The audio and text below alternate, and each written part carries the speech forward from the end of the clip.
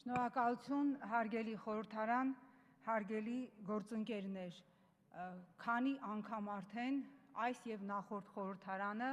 քննարկել է գլխավոր դատախազի թեկնածության խնդիրը։ Նույն մթնոլորտում, նույն տրամաբանությամբ, նույն կանխատեսելի ելույթներով, այս մասի ելույթները խիստ կանխատեսելի, այս մասի ելույթները խիստ կանխատեսելի։ Այո, ես բացահայտ արհամարանք եմ համարում խորհրդարանի հանդեպ,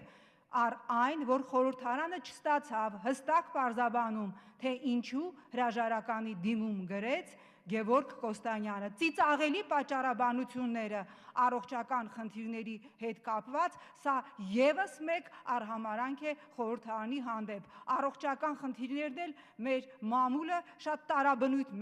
մեկնաբանեց, շատ խիստ նեղ մի խնդրից, որը այս պահին հրապարակելը կոռեկտ չի, միջև մի մամուլ էլ հրապարակեց, որ նյարդային, ուրեմն հոգեվիճակի հետ կապված խնդիրներ ունի։ Գոնե խորհրդարանը, որը վստահության մանդատ էր տվել գլխավոր դատախազին, պարտավոր էր իմանալ իրական պատճառները։ Հիմա ես որքան տեղյակ եմ, որևէ առողջական խնդիր չի խանգարելու պարոն Կոստանյանին ըստ նույն մամուլի հրապարակումների զբաղեցնել Վրաստանում Հայաստանի եւ արտակարգ լիազոր դեսպանի տեղը։ Այդ ինչ առողջական խնդիր էր մեկ օրում ծագած, որ մարդը Հունաստանում նման առողջական խնդիր չուներ, մի օր հետո վերադարձավ եւ նման անհամատեղելի իր պաշտոնեական պարտականությունների հետ կապված առողջական խնդիր առաջացավ, որ այդ առողջական խնդիրը, չգիտես ինչու, համատեղելի է դեսպանի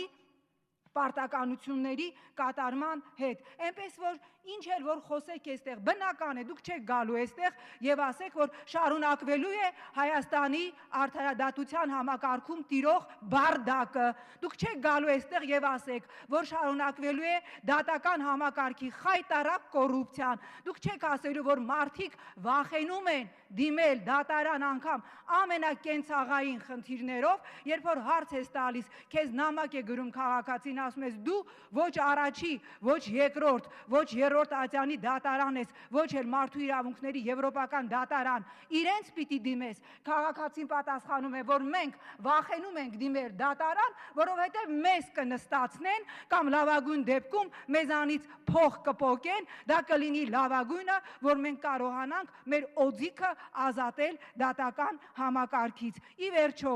անընդհատ խոսվում է կոռուպցիայի մասին դատական համակարգում եւ այսպիսի միֆ է շրջանառվում, որ գիտեք կոռուպցիան ինքը այսպես անորսալի ջոյի նման մի բան է, որ լսում ենք, տեսնում ենք, բայց չենք կարողանում բռնել։ Դուք հրաշալի գիտեք, որպես համակարգում երկար տարիներ աշխատած, որտեղ է այդ կոռուպցիան եւ որտեղից պիտի բռնել, բայց դուք չեք կարող դա անել եւ դա չեք անելու, որովհետեւ դա ձեզ թույլ չեն տալու, ինչքան էլ ձեր մարդկային պրոֆեսիոնալ որակները լինեն ամենաբարձրագույնը։ Ես կրկնում եմ, այստեղ մարդկային եւ պրոֆեսիոնալ որակների խնդիրը չէ, այստեղ խաղի կանոնի խնդիր է։ Քանի դեռ խաղի կանոնը այս է, քանի դեռ մեր երկրում կան օրենքից վեր մարդիկ, քանի դեռ մեր երկրում բացարձակապես այլ հարաբերություններ են գործում, որտեղ հանցագործը, այդ թվում մարդասպանը կարող է հայտնվել ազատության մեջ, իսկ անմեղ մարդը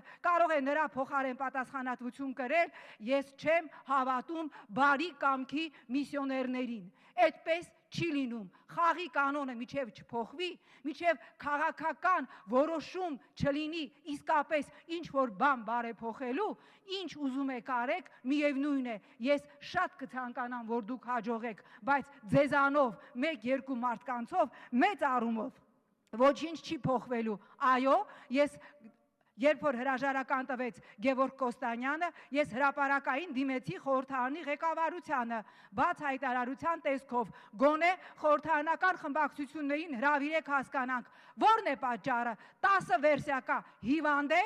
ուրեմն ՊՆ մատակարարումների հետ կապված կոռուպցիոն ռիսկերում է խառնված եւ երրորդ վերսիան Ռոբին Հուդն է, չի ցանկացել Սասնա ծռերին տար Ահաբեկիչ որակավորումը եւ նրան հանել են այդ վերջին վերսիային Ռոբին Հուդյան անկեղծ ասած մի քիչ չեմ հավատում, որտեղ նույն մարդը մեծ հաջողությամբ Լիսկայի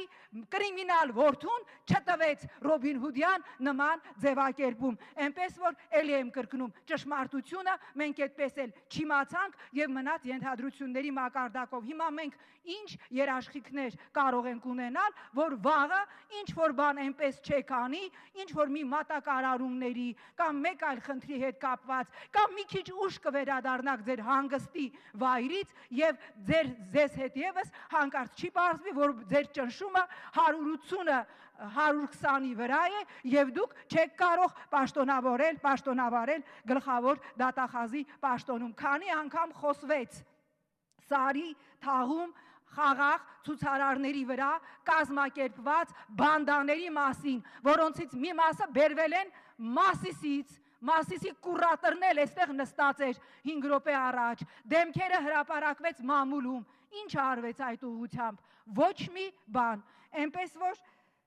ես կրկնում եմ, ձեր անձով ոչինչ չի փոխվելու, ձեր անձը այստեղ կարևոր չի, կարևորը այն է, որ քանի դեռ երկրում խաղի կանոն փոխված չէ, որևէ բարեփոխում, որևէ տեղաշարժ, իրական տեղաշարժ, հատկապես դատաիրավական համակարգում, որը ծայրից ծայր թաղված է անարդարության եւ կոռուպցիայի մեջ, ուղղակի չի լինելու։ Ես սա իսկապես ցավով եմ ասում, կաշխատեք լավ, մենք կտեսնենք, որ դուք կարողացաք իսկապես լինել այն միակը, որը կարողացավ արատավոր համակարգի շղթան կոտրել եւ ինչ որ մի ճանապարհ ցույց տալ դեպի բարեփոխումները, մենք բնականաբար անպայմանորեն դա կփոխչունենք։ Բայց մի բանում ձեր բախտը ասեմ բերել է ի տարբերություն արդեն նշանակված վարչապետ Կարեն Կարապետյանի, գոնե ձեր հասցեին այդպիսի նողկալի, զզվելի, լպրծուն, այլանդակ քծնանքներ հույս ունեմ չհնչեցին եւ չեն հնչի։ Ձեզ չասեցին, որ դուք դատական համակարգը կդարձնեք Սինգապուրի դատական համակարգ, չասեցին, որ դուք մոլորակում մեծ կապեր ունեք, իհարկե մոլորակը չճշտվեց, Կարեն Կարապետյանը որ մոլորակում կապեր ուներ, Մարս, Յուպիտեր, Վեներա, թե առայժմ երկիր մոլորակում, գոնե, կրկնում եմ, գոնե այնքանով հարգեցին ձեզ, ի տարբերություն Կարեն Կարապետյանի, որ հերթ չկանգնեցին ձեզ նման նողկալի, լաքեյաբար, կեղտոտ քծնանքի համար։ Դրա համար ես ձեզ շնորհավորում եմ։ Բարգավաճ Հայաստանը չի մասնակցելու ձեր քվեարկությանը, խոսքը վերաբերում է Բարգավաճ Հայաստանի կուսակցական падգամավորներին եւ ընդհանրապես, քանի որ խորհրդարանում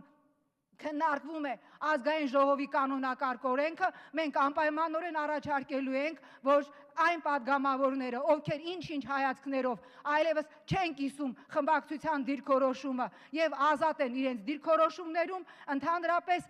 վայր դնեն падգամավորական մանդատը։ Կրկնում եմ, Բարգավաճ Հայաստան խորհրդարանական խմբակցության կուսակցական падգամավորները ձեր քվեարկությանը չեն մասնակցելու։